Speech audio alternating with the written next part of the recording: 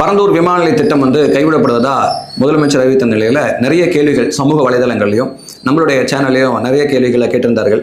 அதில் முதல் கேள்வியாக என்ன அப்படின்னா, பரந்தூர் விமான நிலைய திட்டத்திற்கு 95% இடங்கள் கையகப்படுத்தப்பட்டுள்ளதா அப்படின்னு கேட்டிருக்கிறார்கள்.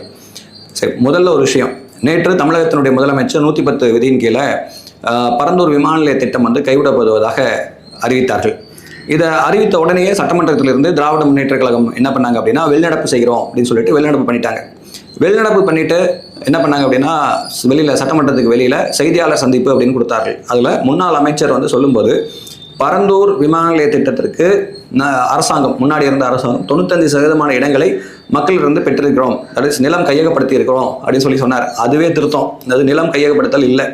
சரி, அப்போது இதில் 95% இடங்கள் கையகப்படுத்தினது அப்படின்னு சொன்னது உண்மையா அப்படின்னா அது உண்மை இல்லைங்க.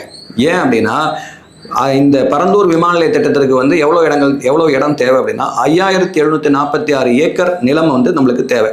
20 கிராமங்களை உள்ளடக்கிய 5746 ஏக்கர் நிலம் தேவை. இதில் அரசாங்கம் மக்களிடமிருந்து வாங்கியது எவ்வளோ அப்படின்னா, முன்னாடி இருந்த அரசாங்கம் 1700 ஏக்கர், அதாவது 30% இடம் தான் அரசாங்கம் வாங்கியிருக்கு. இது இல்லாமல் அரசாங்கத்துடைய இடம் அப்படின்னு இருக்கக்கூடியது 1900, அந்த புறம்போக்கு லேண்ட் அப்படின்னு சொல்கிறோம் இல்லையா, அது 1900 ஏக்கர். ரெண்டுத்தையும் சேர்த்தோம்னா 3600 ஏக்கர் நிலம் இப்போதைக்கு அரசாங்கத்தில் இருக்குது. அப்போது 1746 ஏக்கரில் 3600 ஏக்கர் தான் இப்போதைக்கு அரசாங்கத்திட்ட இருக்குது. அப்போ கிட்டத்தட்ட பார்த்தோம் அப்படின்னா இது ஒரு 62% தான். இன்னொரு கிட்டத்தட்ட ஒரு 38%, 2100 ஏக்கருக்கு மேலே மக்களிடமிருந்து நம்ம வாங்குறதுக்கு பெண்டிங் இருக்குது.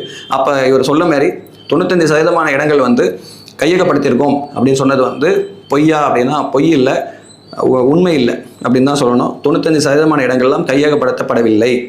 உண்மையில் 1700 மட்டும்தான் மக்களிடமிருந்து பெறப்பட்டிருக்கு. நார்மலி தட் இஸ் வெறும் 30% ஆஃப் த லேண்ட் மட்டும்தான் வாங்கியிருக்கு.